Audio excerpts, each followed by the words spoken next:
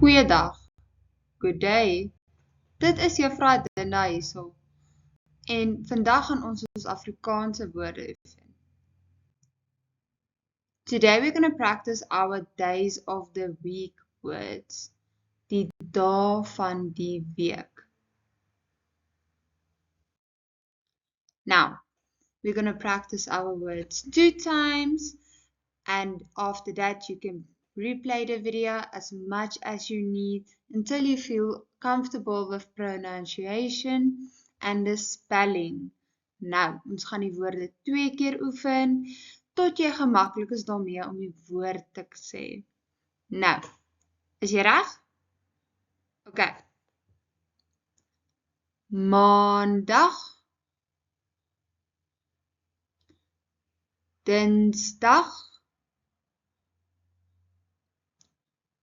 Woensdag, Donderdag, Vrydag, Saterdag, Sondag.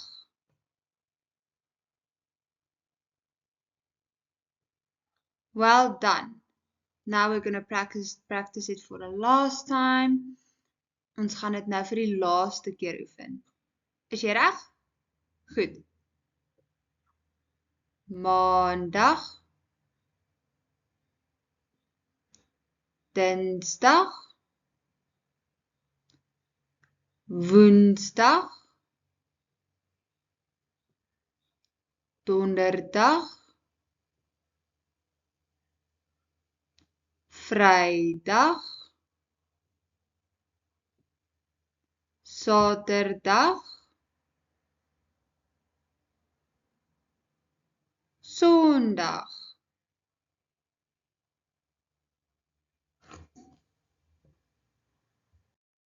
Baie dankie en totsiens. Thank you very much, and I hope you have a lovely day further.